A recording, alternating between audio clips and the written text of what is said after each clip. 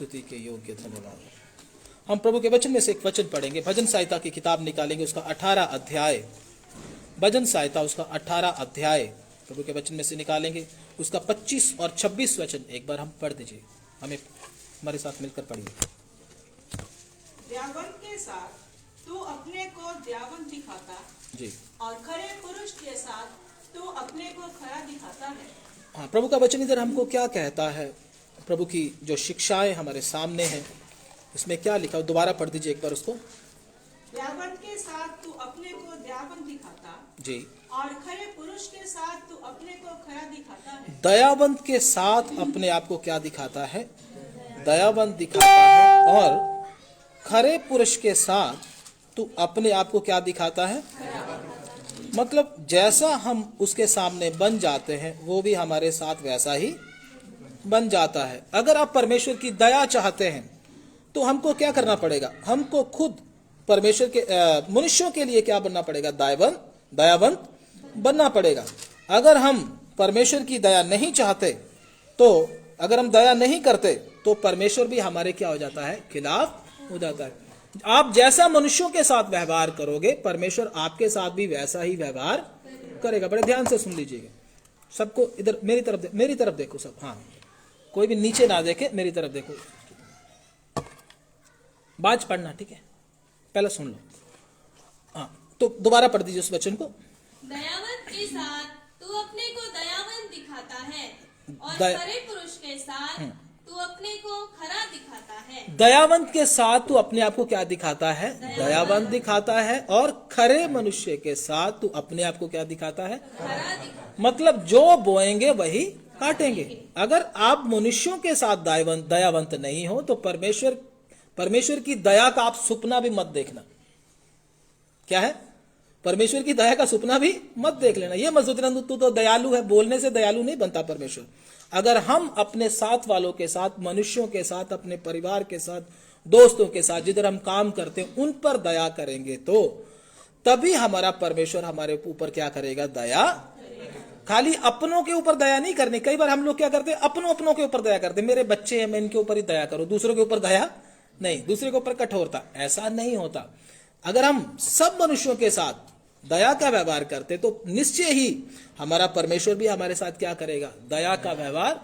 खाली हमको वचन जानना काफी नहीं है, गीत गाना काफी नहीं है। परमेश्वर हमारे किसको देखता है, व्यवहार को देखता है, हमारी नेचर कैसी, हम मनुष्यों के साथ कैसा व्यवहार करते हैं। अगर मनुष्यों के साथ हमारा व्यवहार सही हुआ तो परमेश्वर भी हमारे साथ क्या करेगा, भला ही करेगा। देखो मेरी बात सुनो, दूध कितना भी प्योर हो, व्हाइट कलर का हो, कितना भी अच्छा हो, अच्छी क्वालिटी का हो, लेकिन उसके अंदर मक्खी हो तो कैसा लगेगा, अच्छा लगेगा, पी लोगे। ऐसे ही अगर हम कितनी भी प्रार्थना करते हैं, कितना भी वचन जानते हैं, कितना अन्य अन्य भाषा में बोलते हैं, कुछ भी करते हैं, लेकिन हमारे अंदर दूसरों के प्रति दया नहीं है तो क्या वो सही होगा, वो हमारी धार्मिकता सही होगी सिस्टर जी, वो हमारी धार्मिकता क्या होगी, वेस्ट होगी, है ना ब्रदर। तो इस प्रकार से परमेश्वर हमारी धार्मिकता को, हमारी दया को दूसरों के प्रति देखता है। अगर वो इसी प्रकार से देखता है जैसे हम प्योर दूध के अंदर एक मक्खी को देखते हैं, हमारे अंदर दूसरों के प्रति नफरत है, जलन है, वैर विरोध है, दूसरे के ऊपर दया नहीं करते, तो वो दूध में मक्खी की तरह वो किसी काम की नहीं। कितने भी आपने अच्छे काम किए हो, कितना भी आपने सेवा की हो, कितनी भी आप लोगों की भलाई की हो, लेकिन अगर हम दूसरों के प्रति दयावंत नहीं है तो हमारे अंदर पवित्र आत्मा के फल नहीं है। तो परमेश्वर ये हमारे अंदर क्या करना चाहता है, देखना चाहता है। दयावंत के साथ क्या बन जाता है, दयावंत बन जाता है, और खरे व्यक्ति के साथ क्या बन जाता है, खरा व्यक्ति कैसा होता है। हम जल्दी से अपने विषय की ओर जाएंगे, हम अपने विषय में नहीं है अभी, थोड़ा सीख रहे थे थोड़ा बात। खरा व्यक्ति कौन होता है, जिसके अंदर कोई भी कपट। खरा व्यक्ति का मतलब जो होता है सामने होता है, कुछ भी छुपाता। बहुत लोग छुपा लेते हैं, अच्छी बातें दिखा देते हैं, बुरी बातें छुपा लेते हैं, वो खरा नहीं होता। परमेश्वर के सामने वैसे कोई अपने आप खरा बन नहीं सकता, लेकिन परमेश्वर के सामने ईमानदार बन सकता है। ईमानदार का मतलब आप जैसे भी हैं दूसरों के क्या हैं, सामने हैं।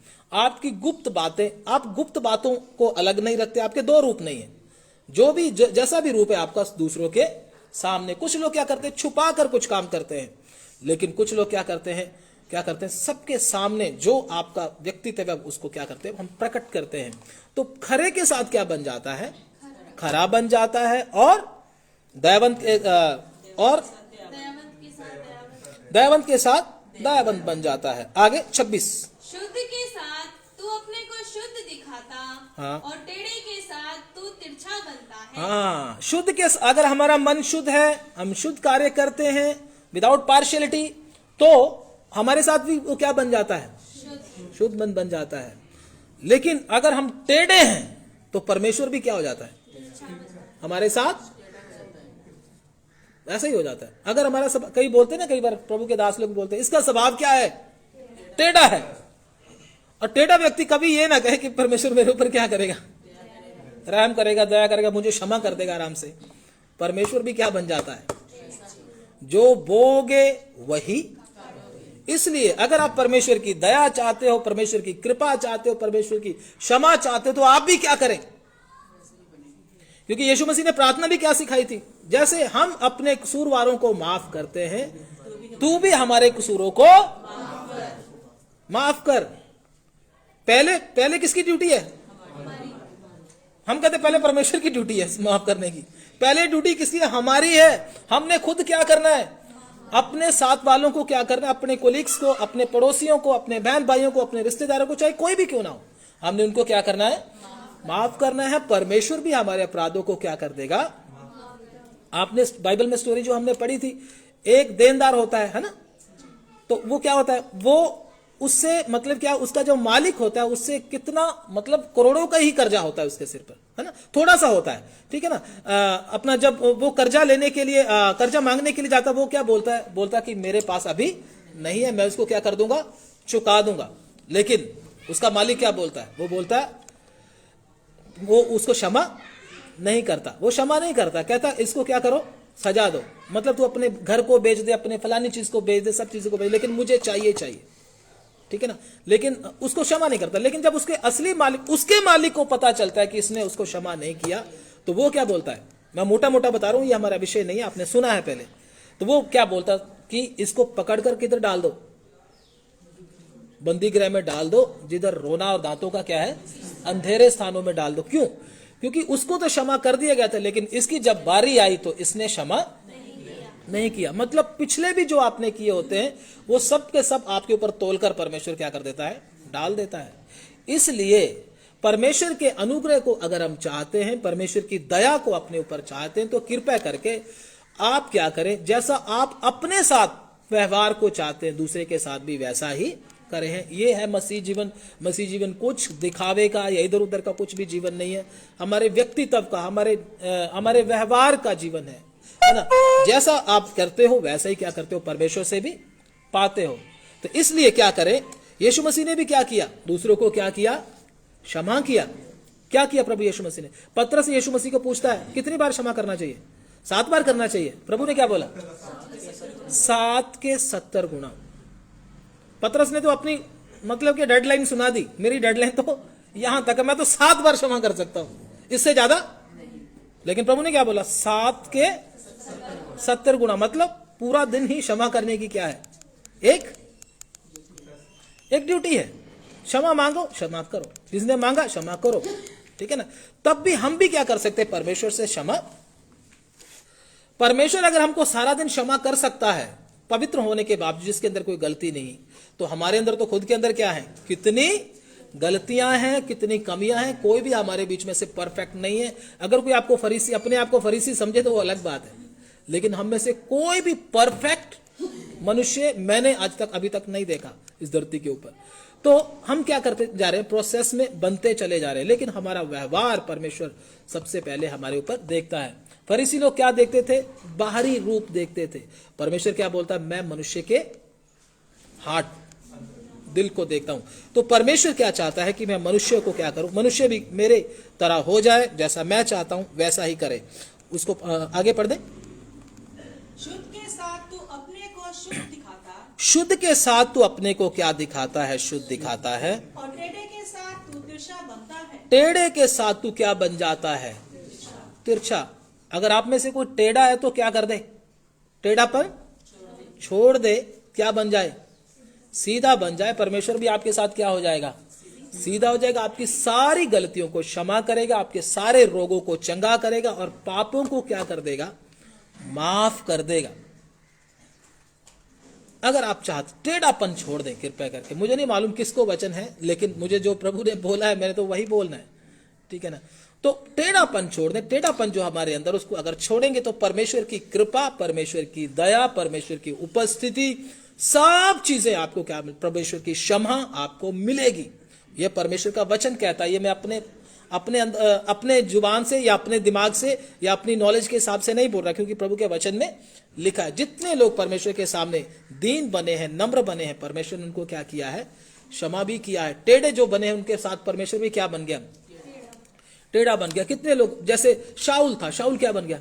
शाऊल ने टेढ़े काम किए, परमेश्वर के दास दाऊद के पीछे पड़ गया उसको मारने के लिए। परमेश्वर भी उसके साथ क्या बन गया? बना कि नहीं बना? बाद में क्या हो गया? वो आत्महत्या करके ही मर गया। तो ये है परमेश्वर के वचन में। तो आइए हम प्रभु के वचन में से आगे पढ़ने के लिए जाएंगे। 27 पढ़ दे इसी को। क्योंकि तू दीन लोगों को तो बचाता है जी, परंतु घमंड भरी आंखों को नीची करता है। दीन लोगों को क्या कर लेता है? किससे बचा लेता है? किससे बचाता है दीन लोगों? हाँ बोलिए, किससे सिस्टर? विरोधियों से बचाता है, शैतान और शैतान की शक्तियों से बचाता है, पाप में पड़ने से भी क्या कर लेता है? क्योंकि दीनों पर अनुग्रह करता है, उसको पाप से लड़ने की क्या मिलती है? शक्ति मिलती है, जयवंत होने की शक्ति मिलती है। दीन का मतलब क्या होता है? जो किसी का सामना नहीं करता, चुपचाप। प्रभु के वचन में कहा, यीशु मसीह ने अपने आप को क्या किया? दीन किया। जब उसको लोग ठट्ठा करते थे, उसको बुरा भला कहते थे, सच्चे न्यायी के हाथ में अपने आप को सौंपता था, उनका सामना नहीं करता था, लड़ता नहीं था उनके साथ। उनको बोलते हैं दीन।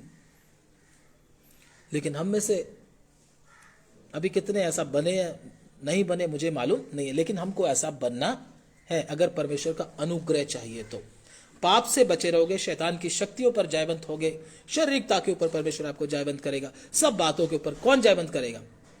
परमेश्वर करेगा। परमेश्वर हमको क्या करेगा? बचाएगा। यही लिखा है ना, दोबारा पढ़ दीजिए। क्योंकि तू दीन लोगों को तो बचाता है। दीन लोगों को तू बचाता है। बचाने में सब बातें आ जाती है। गलत कामों से बचाएगा, है ना, परमेश्वर से दूर जाने से बचाएगा, शैतान और शैतान के हमलों से बचाएगा, सब चीजों से क्या करेगा? बचाएगा। कौन? परमेश्वर। अगर परमेश्वर ही हमको ना बचाए तो हम बच सकते हैं? नहीं बच सकते। इस संसार में नहीं बच सकते आप, क्योंकि शैतान बहुत बड़े जाल बिछाकर बैठा है। परमेश्वर हमारे ऊपर दया तभी करेगा, बचाएगा तभी, अगर हम दीन हैं। दीन का क्या मतलब होता है? जो किसी का सामना नहीं करेगा, वो नहीं करेगा सामना, लड़ेगा नहीं किसी के साथ भी। यीशु मसीह किसके साथ लड़ा? यीशु मसीह। ये इसका मतलब ये नहीं कि ये कुछ कर नहीं सकता तो कमजोर है तो इसलिए मतलब क्या सामना नहीं कर सकता। यीशु मसीह सब कुछ कर सकते थे ना। वचन में लिखा है, जब पकड़ने के लिए उसको आए तो प्रभु यीशु मसीह के चेला पतरस ने क्या किया? तलवार निकाली और क्या कर दिया? एक सेवक का। यीशु मसीह ने क्या बोला? जो तलवार से लड़ते हैं वो तलवार से क्या किए जाएंगे? नष्ट किए जाएंगे। अगर मैं चाहता तो पिता से विनती करता तो फरिश्तों की 12 पलटन। कितनी पलटन? 12 पलटन। एक पलटन में करोड़ों स्वर्गदूत, तो 12 पलटन में कितने हो गए? धरती को उथल पुथल कर देते, पताल में डाल देते इसको। समझ गए ना बात को? एक ही बार बोलना था बस, हाजिर हो जाओ। उसी समय क्या हो जाना था?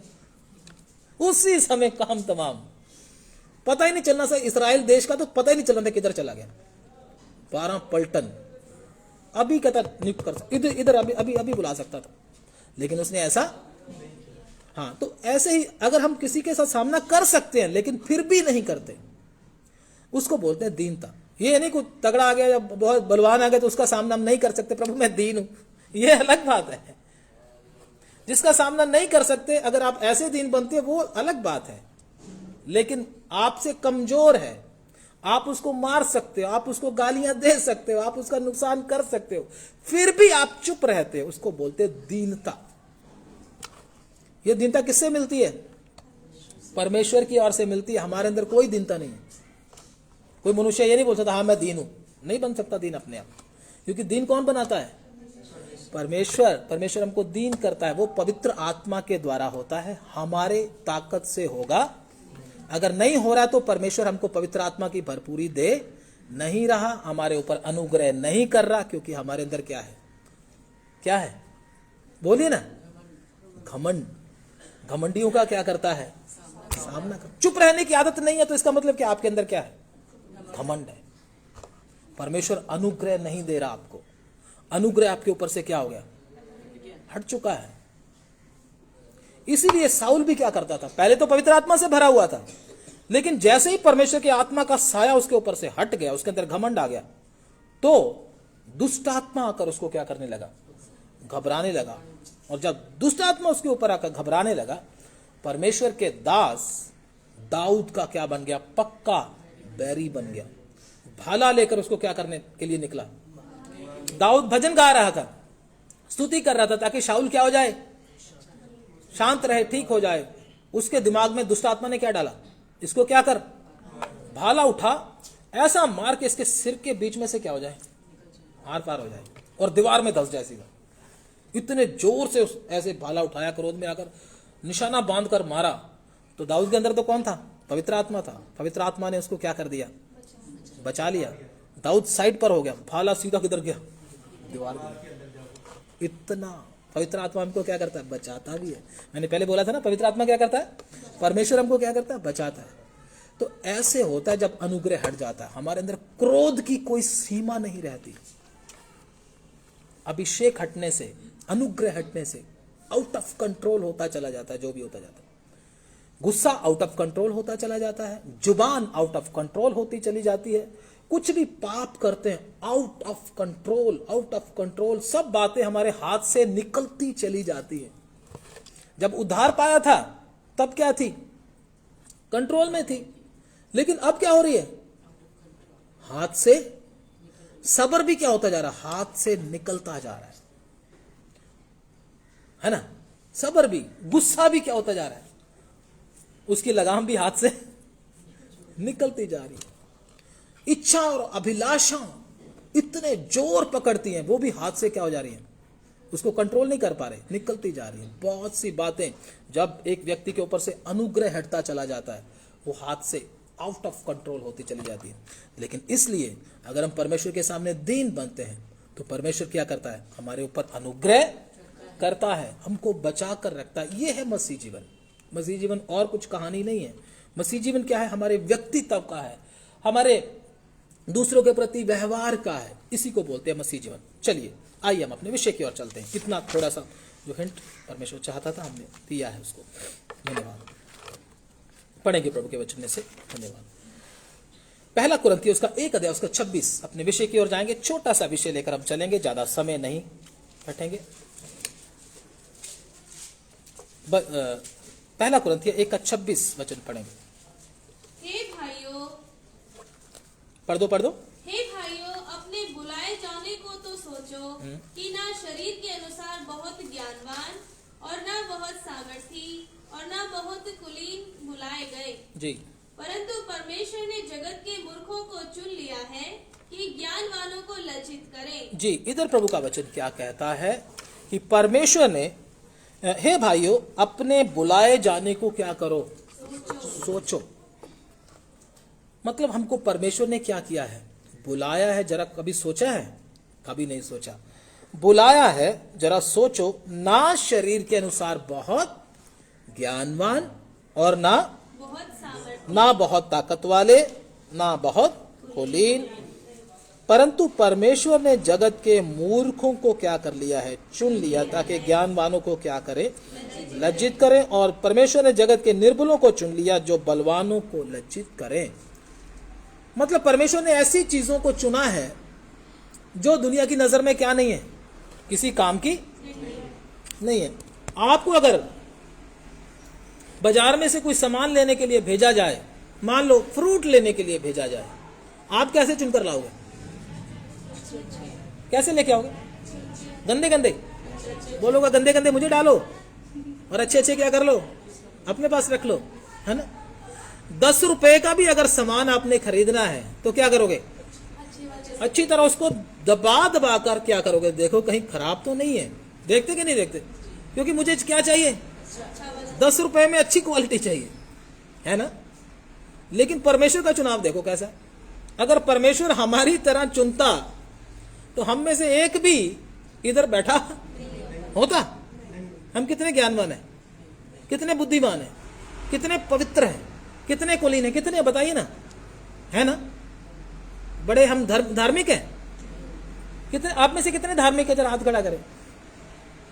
अन्य जाति लोग हमारे से क्या ज्यादा क्या है, धार्मिक है। मैं आपको बोलूं, मैं आत्मिक की बात नहीं करता, धार्मिक और आत्मिक में फर्क होता है। धार्मिक है, धार्मिक का मतलब लोगों को खाना खिलाना, गरीबों को दान देना, ठीक है जी, अपना कितना कितना पैसा किसके लिए दे देना, बहुत सारी संस्थाओं को दे देना ताकि गरीबों का क्या हो जाए, भला हो जाए, अपनी आंखें दान कर देना, अपना शरीर के अंग क्या कर देना, दान कर देना, घर बार त्याग देना, दूसरों को दे देना।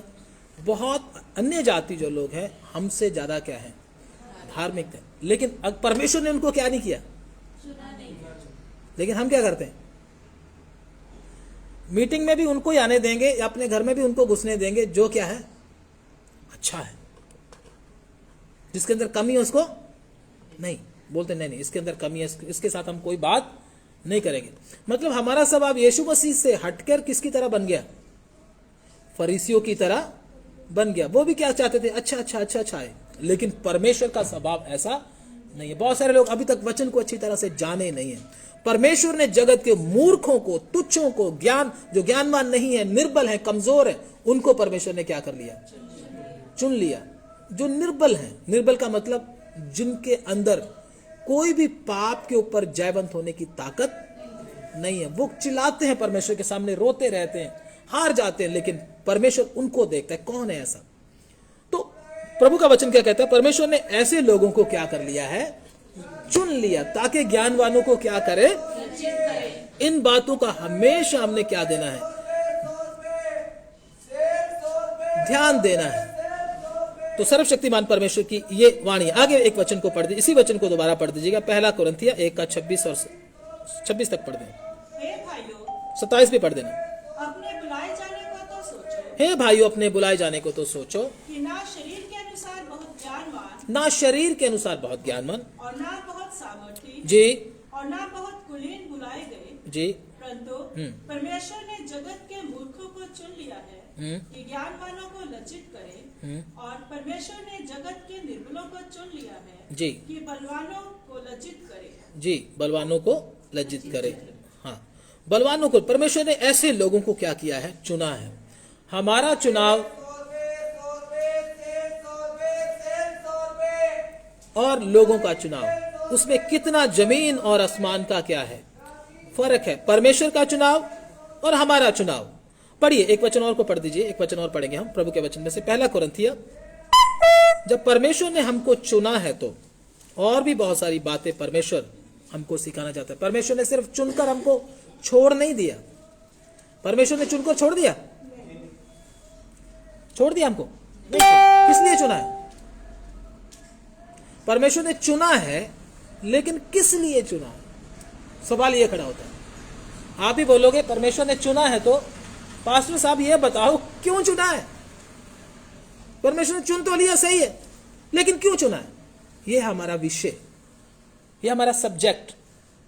परमेश्वर ने क्या किया है, हमको चुना है, लेकिन क्यों चुना है।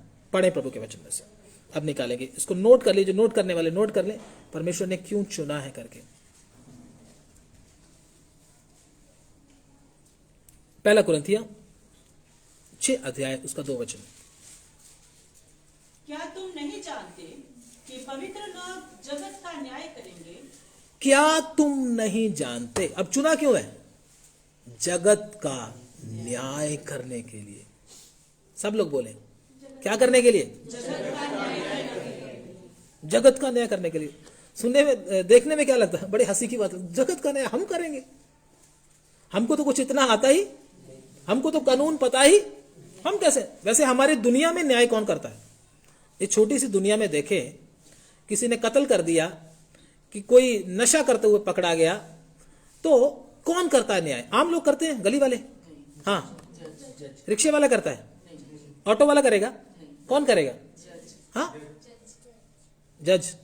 जज ऐसे ही आता है, बस गली में से उठकर आ जाता है, बस ऐसे ही, पढ़ा लिखा नहीं होता, ऐसे होता है। बहुत हाई क्वालिफाइड पढ़ा लिखा इंसान, बड़ा बुद्धिमान इंसान और गवर्नमेंट का चुना हुआ व्यक्ति क्या करता है?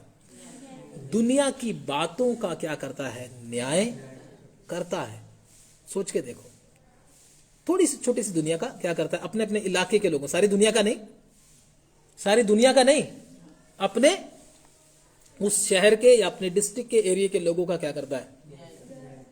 लेकिन हमारे लिए क्या लिखा है? जगत का न्याय। जगत का मतलब दुनिया में जितने भी लोग हैं, कितनी जातियां हैं, कितने धर्म हैं, कितनी चीजें, सबका क्या करना है? अलग अलग भाषा वाले, अलग अलग जाति वाले, अलग अलग कल्चर वाले लोग, उनका क्या करना है? न्याय। छोटी बात है? बहुत बड़ी बात है। न्याय कौन कर सकता है?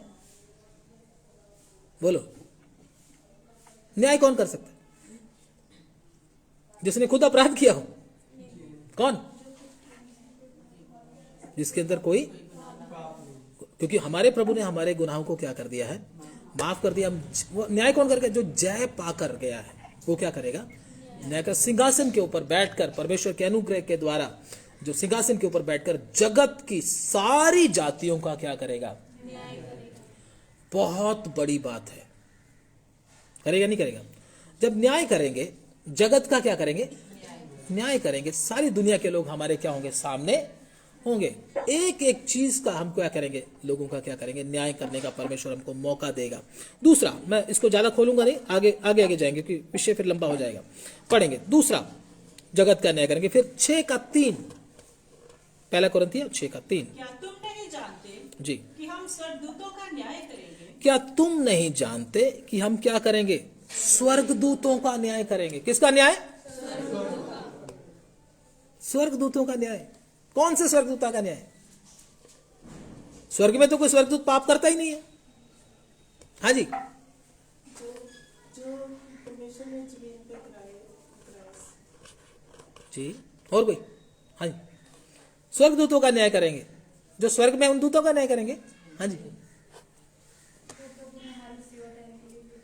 उनका न्याय करेंगे क्योंकि उन्होंने पाप किया हमारी सेवा डाल करके। हाँ जी, और हाँ जी, जो धरती पर है, ठीक तो है लेकिन पूरा नहीं। हाँ जी, लूसीफर के साथ गिराए गए, वही बहन ने बताया था, रूपा बहन ने। और पायल,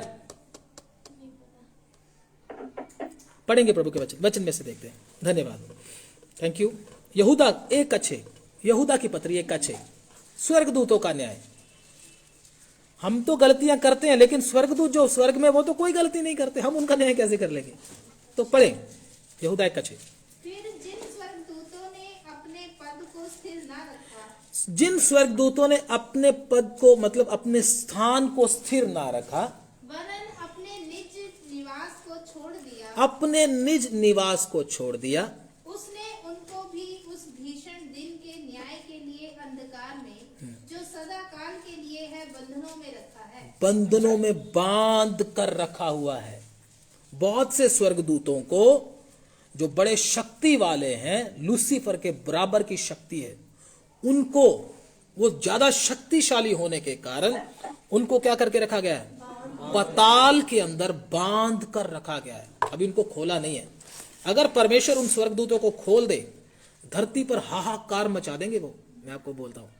परमेश्वर की अनुग्रह के द्वारा ही धरती के लोग खा पी रहे हैं, काम धंधा कर रहे हैं अपना, लेकिन अगर परमेश्वर उन स्वर्गदूतों को खोल दे, जीना मुश्किल करके रख देंगे। हमारा जीना मुश्किल हो जाएगा। उनको बांध कर रखा हो, क्योंकि वो इतने प्रचंड हैं, उनको कंट्रोल करना भी बहुत मुश्किल है। तो परमेश्वर की क्या है? दया है कि हम लोग क्या हैं? बचे हुए हैं। परमेश्वर की दया से बचे हुए हम लोग। अगर परमेश्वर ऐसा कर दे, जीना क्या हो जाएगा? मुश्किल हो जाएगा। उनका भी हम क्या करेंगे? उनको पकड़कर किसके सामने लाया जाएगा? परमेश्वर के सामने, हमारे सामने लाया जाएगा। ये थे जिनको बांध कर रखा था, करो न्याय इनका। कैसे लगेगा? बोलो हम तो डर जाएंगे उनको देखे। तो परमेश्वर हमको क्या देगा? शक्ति उस समय देगा, बल देगा, जय पाकर हम जाएंगे, निश्चय जय पाएंगे। तो ऐसे स्वर्गदूतों का भी क्या करेंगे? न्याय।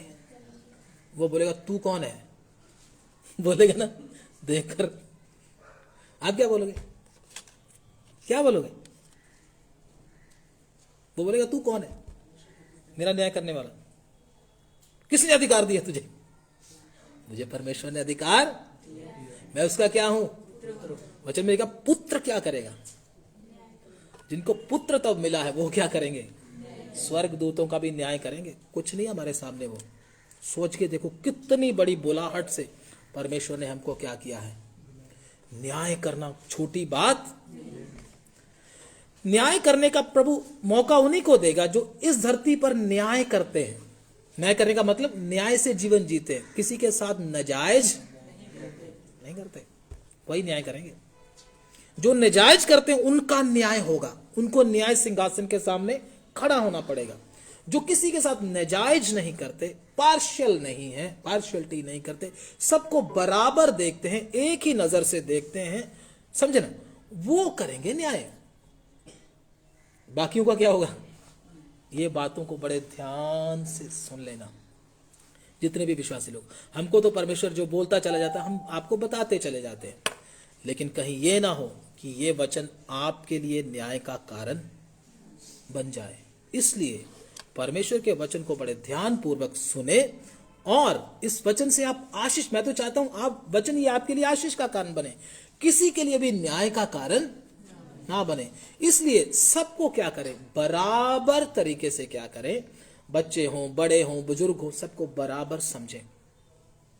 कोई अमीर हो, गरीब हो, है ना, अनपढ़ हो, पढ़ा लिखा हो, सबको बराबर बराबर प्यार दें, बराबर रिस्पेक्ट करें।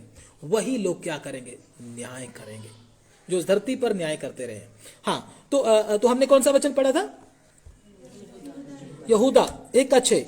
हम एक वचन और पढ़ेंगे, प्रकाशित वाक्य 3:21, जल्दी से। जो जय पाए मैं उसे अपने साथ अपने सिंहासन पर बैठाऊंगा, जैसे मैं भी जय पाकर अपने पिता के साथ उसके सिंहासन पर बैठ गया। आमीन। प्रभु का वचन कहता है जो जय पाए वो क्या करेंगे? सिंहासन पर बैठेंगे। किसके साथ? परमेश्वर के साथ सिंहासन के ऊपर बैठेंगे। सारी सृष्टि के ऊपर क्या करेंगे? नेतृत्व करेंगे, ठीक है ना, उसको देखेंगे, उसके ऊपर राज्य करेंगे। न्याय के सिंहासन, मतलब परमेश्वर के साथ हम क्या करेंगे? सिंहासन पर बैठेंगे। क्योंकि परमेश्वर का भी क्या है?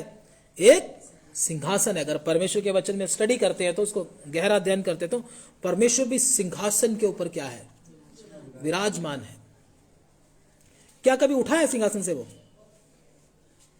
थोड़ा सा चेक करने के लिए मैं बोलता हूं, थोड़ा सा वचन आपको चेक करने के लिए। जिनको मालूम है हाथ खड़ा करें। जिनको मालूम है कभी उठा है सिंहासन या बैठा रहता है? हाँ हाँ, जिसको मालूम है बता दे, कोई बात नहीं।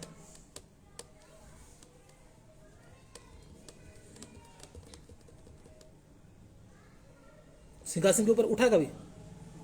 बोलो ना, क्या हो गया? यीशु मसीह भी सिंहासन पर बैठा है या खड़ा है? बैठा या खड़ा प्रभु यीशु मसीह? नहीं मालूम। यीशु मसीह भी सिंहासन पर है। वो कभी खड़े हुए? हाँ, कब खड़े हुए थे?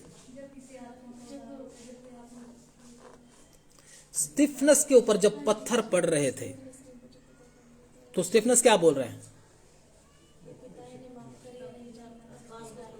मैं आकाश को खुला हुआ और परमेश्वर के पुत्र को उसके दाहिने हाथ खड़े हुए देखता हूं, देख रहा हूं।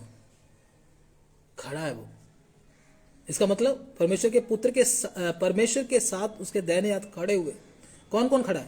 पिता भी खड़ा है, पुत्र भी खड़ा है ना? कितनी बड़ी बात है। विश्वासियों के लिए उठकर क्या हो जाता है? वो वैसे नहीं उठता वो अपने सिंहासन से, क्योंकि वो महाराजा है। लेकिन विश्वासियों के जब वो आता है उसके पास और उसके आदर के लिए उठकर क्या हो जाता है, इतना आदर करता है परमेश्वर आपका। आप क्या समझते हैं हम कोई ऐसे ही अर्घे रही हैं? सेनाओं का यहोवा, सारे आकाश को बनाने वाला, विश्वासियों का, परमेश्वर के विश्वास योग्य लोगों का आदर करता है। आप लोग आदर के योग्य हो। बेशक इस धरती पर आपको कोई आदर नहीं मिलता, कोई दिक्कत नहीं, कोई प्रॉब्लम नहीं। आपका पति आपको तंग करता है, कोई दिक्कत नहीं। आपकी पत्नी आपको तंग करती है, कोई दिक्कत नहीं। रिश्तेदार आपको तंग करते हैं, कोई प्रॉब्लम नहीं। जहां पे काम करते हो तंग करते, कोई बात नहीं। लेकिन एक आपका आदर करता है, कौन? सेनाओं का यहोवा। जब आप जाओगे आपके लिए उठकर खड़ा हो जाएगा। स्टिफनेस के लिए खड़ा हुआ तो हमारे लिए भी एक है जो हमको प्यार करता है। इसलिए हमारे मन में क्या है? आशा है, इसलिए हम जिंदा हैं। कोई नहीं प्यार करता, कोई दिक्कत नहीं। एक है जो हमारे आंसुओं को देखता है, हमारी चिंता करता है। उस परमेश्वर को आप प्यार करोगे?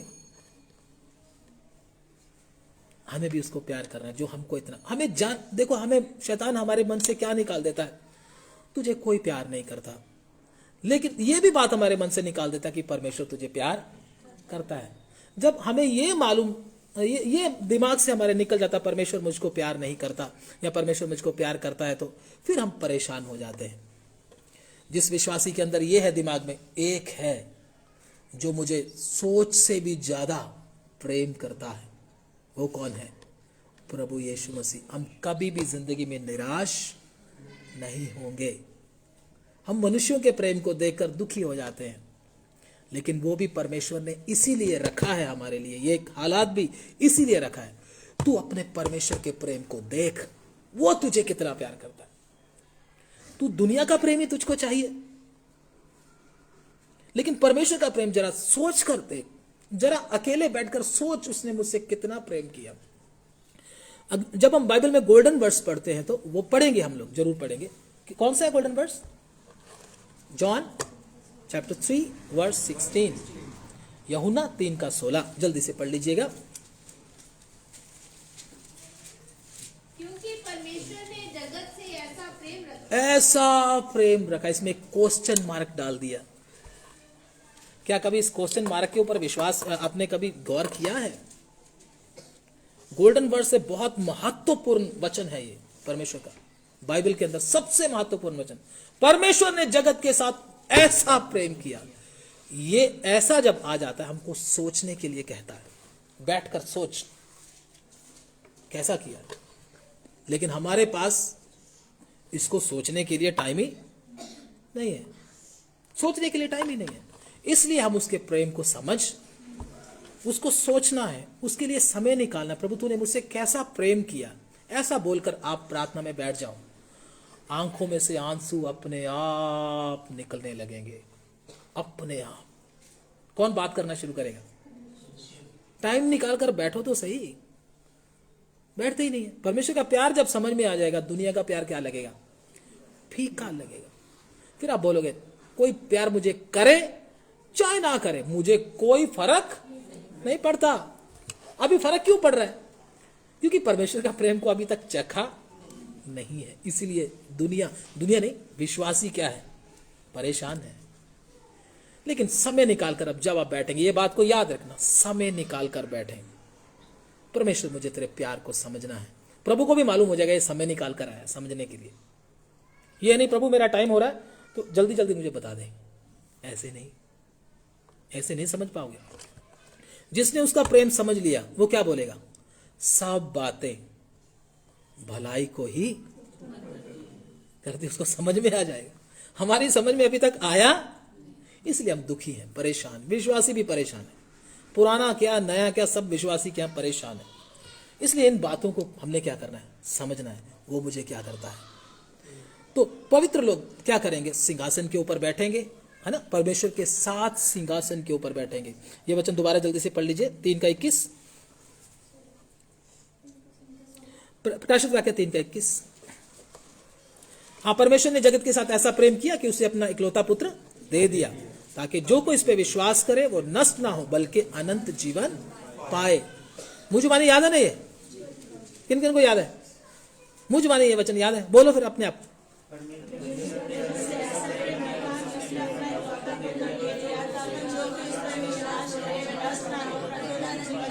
कम से कम ये तो याद होना चाहिए, तभी आप विश्वासी हो। जिसको ये याद नहीं वो कौन सा विश्वासी है? कम से कम इतना तो याद, परमेश्वर के प्रेम की ये आयत को तो याद रखो कम से कम। ज्यादा बोझ आपके ऊपर नहीं डाल रहे, ये तो याद होना चाहिए। तो इसलिए ये आयत सबने क्या करना है? याद करना। मैं अगली बार सुनूंगा आपसे, सबसे जो ऑनलाइन है उनसे भी सुन सकता हूं, किसी को फोन करके सुन सकता हूं, सुनाओ मुझे यूहन्ना 3:16। आधी रात को भी फोन आ सकता है, रात के सुबह के 2:30 बजे आ सकता है। मैं बता रहा हूं आपको, बताकर कर रहा हूं। रात के 2:30 बजे फोन आएगा, हाँ जी हेलो पास्टर जी, जैम सी की पास्टर जी, यूहन्ना 3:16 आ सकता है। इसलिए क्या रहे, जागते रहें और प्रार्थना, ताकि आजमाइश में ना पड़ जाएं। चलो आगे पढ़िए। हाँ पढ़ दीजिए। जो जय पाए, हाँ मैं उसे अपने साथ अपने सिंहासन पर बिठाऊंगा, हाँ, जैसा मैं भी जय पाकर अपने पिता के साथ उसके सिंहासन पर बैठ गया। सिंहासन पर बैठ गया। प्रभु यीशु मसीह भी क्या किया? जय पाकर उसके साथ सिंहासन पर बैठ गए। हमें भी एक क्या है? मौका है। जब हम सिंहासन पर बैठे होंगे, उधर कौन कौन सामने आएगा? सबसे पहले तो कौन आएगा? हानोक आएगा। कौन आएगा? हानोक। क्या है हानोक की? क्या खासियत है? 300 साल तक परमेश्वर के साथ साथ चलता रहा। कितने साल? 3 साल नहीं, 30 साल नहीं, 300 साल। किसके साथ? परमेश्वर के साथ साथ चलता रहा। परमेश्वर के साथ चलते चलते उसका मनुष्य स्वभाव कैसा बन गया? परमेश्वर की तरह बन गया। बनने में समय लगा, 300 साल लग गए परमेश्वर के जैसा बनते बनते। उसका स्वभाव, परमेश्वर उसको क्या ले गया? अपने साथ ही। उसका कोई पादरी था? बोलो, परमपिता की स्तुति गाएं गीत आता था? नहीं आता था? बाइबल क्लास होती थी? ऑनलाइन पास्टर जी आते करते थे? कोई बड़े पास्टर आते थे? कोई छोटा पास्टर था? कोई भी नहीं था। कोई विश्वासी थे उस समय? चर्च में जाकर इकट्ठे होते थे? नहीं होते थे। कोई नहीं होता था ना। फिर भी क्या कर रहे हैं? परमेश्वर के सारा जगत क्या है? करप्ट था उस समय में, सारा जगत। आदम का भी क्या हो गया था? उसका भी काम तमाम हो चुका था, क्योंकि वो तो परमेश्वर का स्वरूप पर समाता लेकर वो भी बस ऐसे ही चल रहा था। क्योंकि उसके बेटे ने क्या कर दिया था? अपने छोटे बेटे को, भाई को क्या कर दिया था? आदम खुद पाप में क्या हो गया था? गिर गया था। हवा भी गिर गई, सब गिरे हुए थे उस समय। लेकिन एक ही व्यक्ति है पूरी दुनिया में, उसका नाम क्या है? हानोक। परमेश्वर के साथ साथ चला है। सोच के देखो। तो वो हमारे सामने जब आएगा तो हम बोलेंगे हम तो गिरे हैं, बहुत बार उठे हैं, ये किया वो किया, बहुत गलती हमारे जीवन में। हनूक बोलेगा मैं कैसे समय में, जब कोई सिखाने वाला भी नहीं था, 300 साल तक परमेश्वर के साथ साथ चलता रहा। हनूक के जीवन में क्या दिक्कतें आई वो वचन में नहीं लिखा है, नहीं लिखा है। दिक्कतें आई होंगी या नहीं आई होंगी? दिक्कतें मैं सोचता हूं आई होंगी। क्यों? क्योंकि एक धर्मी को इस बुरी दुनिया में जीना बहुत बहुत मुश्किल है भाई साहब, बहुत मुश्किल है। सभी ताने मारेंगे, सभी दुखी करेंगे, अपने भी और पराए भी। वो कितना दुख सहा होगा, लेकिन फिर भी क्या करा? 300 साल तक परमेश्वर के पीछे। हमारे ऊपर दुख आ जाए तो 3 साल चलेंगे? 3 साल के 3 दिन भी चलना, 3 मिनट चलना मुश्किल हो जाएगा, हमें कोई परेशान करना शुरू कर दे तो। लेकिन ये लोग बोलेंगे हमने कितना दुख सहकर भी, मैं अकेला ही था सहने वाला। दुख देने वाले कितने थे? सभी थे, सभी दुख देते थे। पत्नी भी दुख देती थी, बच्चे भी दुख देते थे, माँ बाप भी दुख देते थे, दोस्त भी मुझे बुरा भला कहते थे, पूरा समाज मेरे पीछे हाथ धोकर पड़ा हुआ था, सारा संसार ही मेरा क्या था? बैरी था। मैं फिर भी प्रभु के पीछे चला हूं। लेकिन हम अगर इस लेवल तक नहीं पहुंचे तो सिंहासन पर किसको बैठना चाहिए? सिंहासन पर बैठना किसको चाहिए असल में? हाँ, हनूक को। लेकिन बैठेगा कौन? बड़े आराम से बैठ जाएंगे ऐसे ही? हनोक कितना कुछ सहकर 300 साल तक परमेश्वर के साथ साथ चलकर, 300 साल परमेश्वर के साथ साथ चलने का मतलब पता क्या है? परमेश्वर की सारी व्यवस्था जो परमेश्वर उसको सिखाता था उसका पालन कर रहा था। दुनिया की कोई व्यवस्थाओं का, दुनिया के कोई रीतियों को फॉलो वो नहीं कर रहा था। खतरनाक बात है। जो परमेश्वर कहता था वही करता था, जो दुनिया कहती थी वो नहीं करता था। तो जमाना होगा क्या उसका? बोलो, विरोधी होगा ना? होगा, सब विरोधी हो जाएंगे। अगर आपके परिवार वाले आपको कुछ वचन के खिलाफ बात बोले, आप ना करें, तो खिलाफ होंगे ना? नहीं होंगे। ऐसे ही हनोक भी क्या किया, परमेश्वर की बात को मानकर चला। सारा संसार उसको उल्टा सीधा कहता था, लेकिन हनोक उनकी बात को नहीं माना। दुख सहकर भी उसने आज्ञा मानना क्या किया, सीखा। 300 साल तक परमेश्वर के साथ चला। वो हमारे जब सामने आएगा तो क्या हो जाएगा?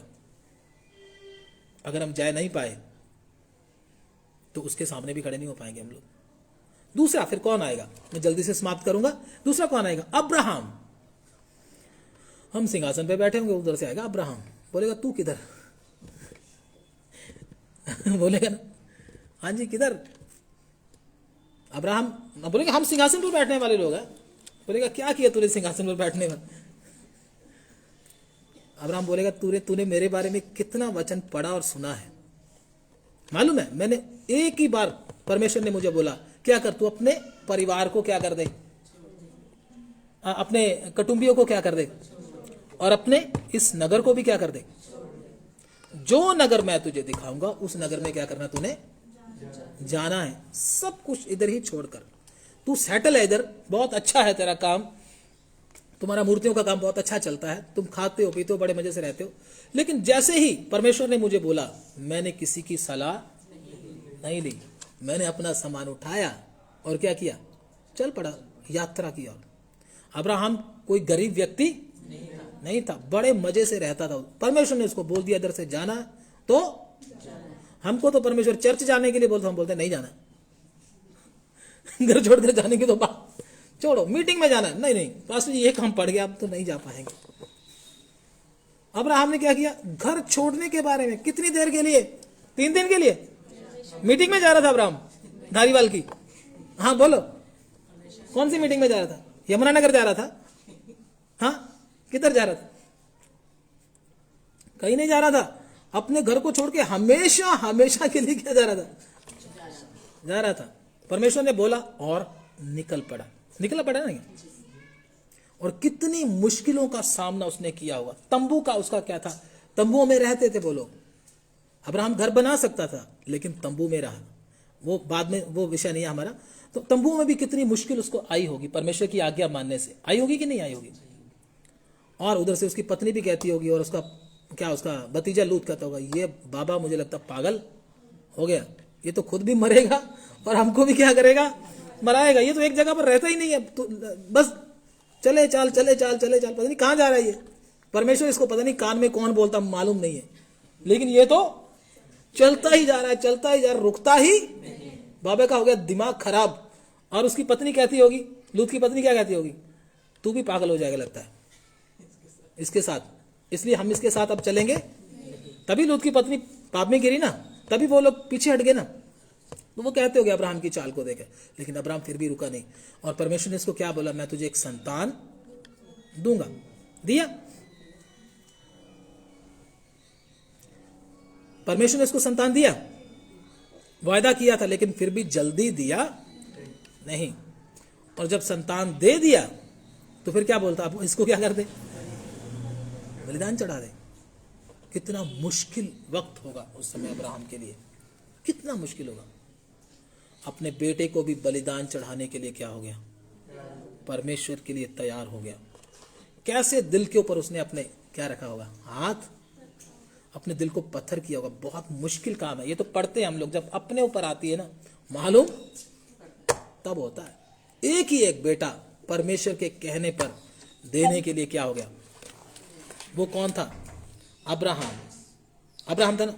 तो परमेश्वर भी उसकी क्या बात, परमेश्वर ने जब देखा ये तो अपने बेटे को भी मेरे लिए कुर्बान करने के लिए तैयार है, परमेश्वर ने क्या बोला, मैं जान गया हूं कि तू मेरा भय मानता है, आगे से तेरा नाम क्या नहीं रहेगा, अब्राहम नहीं रहेगा, अब्राहम होगा। उसका मतलब क्या? विश्वासियों का पिता।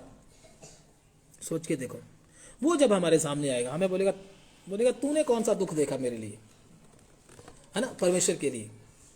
तो सिंहासन पर किसको बैठना चाहिए? इतनी बड़ी बड़ी हस्तियां हमारे सामने आएगी। मूसा किसको ठुकरा दिया? महल को ठुकरा दिया परमेश्वर के लिए, है ना। तो कैसे परमेश्वर के साथ बात किया? अभी पूरा पढ़ने का समय नहीं है, बहुत वचन है, लेकिन थोड़ा सा हम देख कर जा रहे हैं। तो एलिया आएगा। एलिया आसमान से आग गिराता था, किस प्रकार से रहता था वो। यशाया आएगा, यर्मिया आएगा, डैनियल आएगा, बहुत बड़े बड़े संत लोग हमारे सामने आएंगे। तो हमारा भी तो उधर सारा चिट्ठा खोला जाएगा कि नहीं खोला जाएगा? जब उनका हमारे सामने खुला है कि नहीं खुला, तो हमारा भी खोला जाएगा कि नहीं खोला जाएगा? ये करतूत किया था विश्वासी। सब आएगा ना आएगा सामने, सिंहासन पर बैठेंगे। बोलो, बैठेंगे सिंहासन पर। लेकिन अब हमारी हालत देखो तो, प्रेजेंट टाइम को देखो तो हमको सिंहासन के नीचे बैठने वाली हालत है ना। ऊपर बैठनी तो बात की बात है। मैं आपको डिस्करेज नहीं कर रहा, लेकिन मालूम होना चाहिए हमारी स्थिति क्या है। तो परमेश्वर ने इतनी बड़ी ऊंची बुलाहट से हमको बुलाया, बैठना किधर है? ऊपर है। और कैसे कैसे लोग हमारे सामने आएंगे, कितने कितने त्याग किए हुए लोग, कितने कितने परमेश्वर के लिए काम किए हुए लोग, कितना कितना सहे हुए लोग हमारे सामने आएंगे। तब कहीं जाकर हम क्या बैठेंगे? उधर सिंहासन पर बैठेंगे। उनसे ऊंचा हमारा क्या होना चाहिए? लेवल होना चाहिए। उनसे ऊंचा लेवल होना चाहिए। वही परमेश्वर की कलीसिया के साथ जय पाए हुए उठाए जाएंगे, वही सिंहासन पर बैठेंगे, बाकी कोई भी। समय कितना है? समय कितना है? कितना समय? समय तो है ही। कहीं ऐसा ना हो हम इधर छोड़ दिए जाएं। हमारे विश्वासियों के कंधों के ऊपर कितना बड़ा काम है। हमने जल्दी से तैयार होना है भाई, कहीं अन्य जातियों की तरह हम इधर ही ना छोड़ दिए जाएं।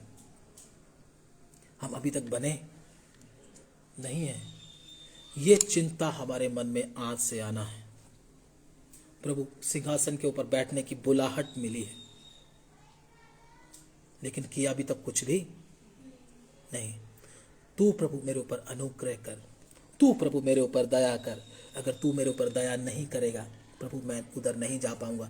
परमेश्वर के सामने आंसू बहाना है, रोना है, परमेश्वर के सामने अनुग्रह मांगना है। परमेश्वर मुझको अनुग्रह। सचमुच में हम अपनी ताकत से ऐसा कर, उसके लिए क्या करना पड़ेगा? प्रभु बोलता है इसके लिए एक प्रभु ने हल दिया हमको। एक हल क्या है? मांगोगे तो तुमको, खटखटाओगे तो तुम्हारे लिए। कितनी देर तक खटखटाना है? जब तक खुलता नहीं। खटखटाते खटखटाते खटखटाते ही रहना है। एक उदाहरण देके मैं प्रार्थना के लिए जाऊंगा। अगर आपको प्यास लगी हुई है, बहुत प्यास लगी हुई है, और आप इधर उधर दौड़ रहे हो, पानी नहीं मिल रहा, और अगर पानी मिल रहा है तो पानी का गिलास भी 10,000 का मिल रहा है, तो आप क्या करोगे? क्या करोगे? पानी नहीं मिल रहा, लेकिन मिला भी तो एक गिलास कितने का?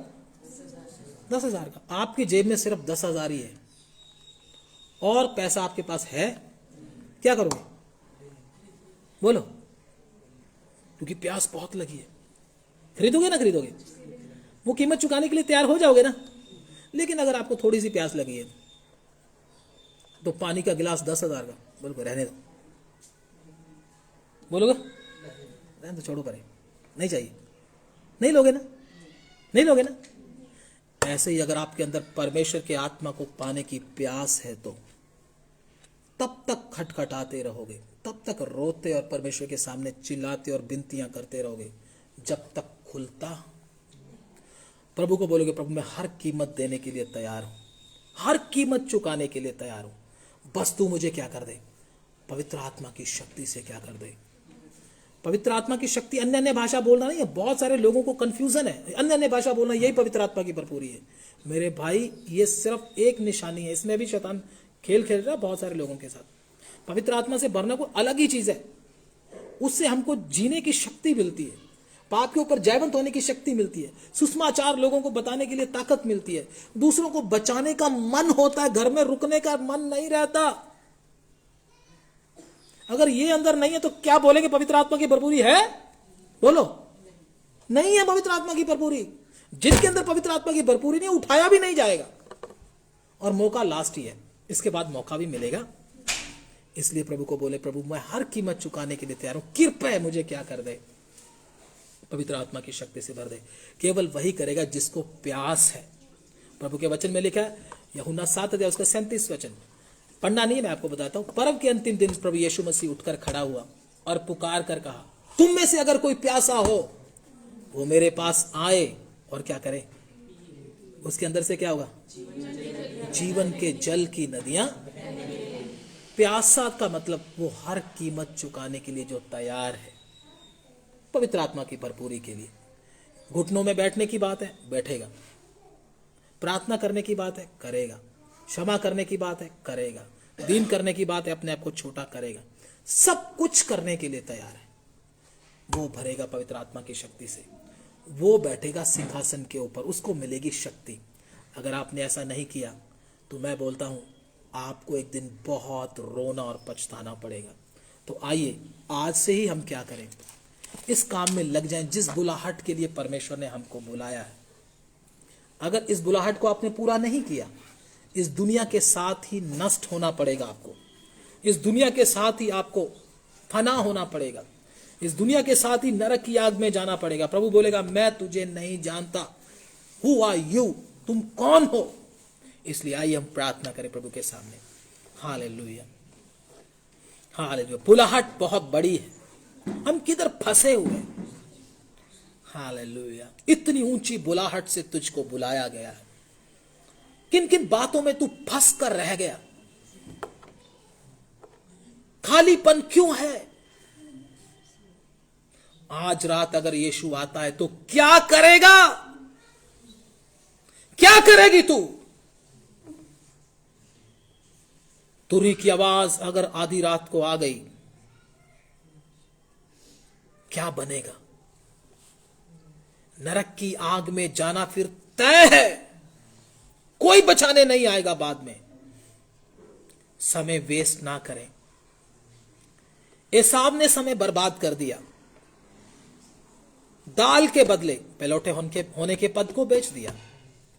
पलौठे होने के पद को, परमेश्वर की दी हुई आशीष को तुच्छ जाना। जो परमेश्वर उसको देना चाहता था उसकी तरफ आकर्षित नहीं हुआ, मेहनत नहीं किया। दाल के लिए उसने मेहनत किया, बाद में रो रो कर क्षमा मांगना चाहा। परमेश्वर का वचन कहता उसको क्षमा नहीं मिला। समय निकल गया। हमारा समय भी शुरू होता है, उसका समय निकल गया, कहीं हमारा समय भी निकल ना जाए। हालेलुया। धोखे में ना रहे। Hallelujah, hallelujah. परमेश्वर को पुकारें। हालेलुया। इतना ऊंचा स्थान हमको देना चाहता है। मैं किधर हूं? मेरा लेवल क्या है? छोटी छोटी बातों में मैं गिर जाता हूं। छोटी छोटी बातों में मैं चिड़चिड़ा उठता हूं। छोटी छोटी बातों में लड़ने लगता हूं। कहीं आप भी उस दौड़ से बाहर तो नहीं हो गए?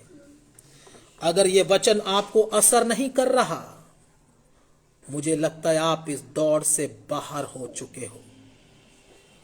Hallelujah, hallelujah, hallelujah. जिसको यह वचन असर नहीं कर रहा, दौड़ से बाहर हो चुका है। हालेलुया। हम में से कोई ऐसा ना हो। हालेलुया। ऊंची बुलाहट है, समय थोड़ा है। कहां तक पहुंचना है? यीशु मसीह के कद तक पहुंचना है। अगर दुनिया की बातों में उलझे रहे, हम यीशु मसीह की तरह नहीं बने, तो क्या होगा? क्या शैतान के सामने अपने अंगों को समर्पण तो नहीं कर चुके? क्या आपने उसको आपको उसने बांध कर तो नहीं रखा हुआ है कि आप कुछ नहीं कर पा रहे? आपका दिमाग सुन तो नहीं हो गया? आपका हृदय कठोर तो नहीं हो गया? हालेलुया। कितने लोग इस दौड़ से हट गए, शैतान उनको ले गया। मेरी प्रार्थना है हम में से कोई ऐसा ना हो जो इस दौड़ से हट चुका हो। हालेलुया। अगर परमेश्वर का आत्मा आपको कायल कर रहा है तो आपके पास मौका है। कईयों का तो मौका खत्म, कईयों का तो मन कठोर हो गया, उनको नहीं चाहिए अब पवित्र आत्मा का भरपूरी, उनको नहीं चाहिए अब सिंहासन, उनको नहीं चाहिए अब पवित्रताई, उनको नहीं चाहिए पवित्र आत्मा की भरपूरी, उनको नहीं चाहिए यीशु के समान बनना, उनको तो कुछ और ही चाहिए। अगर ऐसा है तो आप उस दौड़ से हट चुके हैं। Hallelujah, hallelujah. देखता हूं मैं उनकी हड्डियों के ढेरों को। हालेलुया। प्रभु की कड़ाई उन पर जो गिर पड़े। प्रभु की कड़ाई बहुतों के ऊपर गिर चुकी, हड्डियों के ढेर बन गए, कोई श्वास नहीं, कोई मांस नहीं, मरी हुई हालत में पड़े हैं, कब्रिस्तान की तरह हो गए उनकी हालत, जिधर कुछ भी आवाज नहीं। हालेलुया। मरे हुए ही पड़े हैं, हड्डियां ही दिखती हैं, बदबू ही आती है, बदबू के बिना कुछ नहीं। कईयों की हालत तो ऐसी हो गई, प्रभु ने मौका दिया था, फायदा नहीं उठाया, नष्ट हो गए। अगर परमेश्वर का आत्मा अभी भी आपको कायल करता है तो उसके सामने हर रोज घुटने टेके, उसके सामने चिल्लाएं, प्रार्थना और विनती करें। जिस बुलाहट से तूने मुझे बुलाया है, मुझे उस बुलाहट के अनुसार चलना है। मुझ पर रहम दया और तरस करें। Hallelujah, hallelujah, hallelujah. धन्यवाद। हम प्रार्थना करेंगे, ब्रदर अमित के साथ मिलकर प्रार्थना करेंगे। हालेलुया। प्रभु आपके दास पिता परमेश्वर जो प्रभु पिछले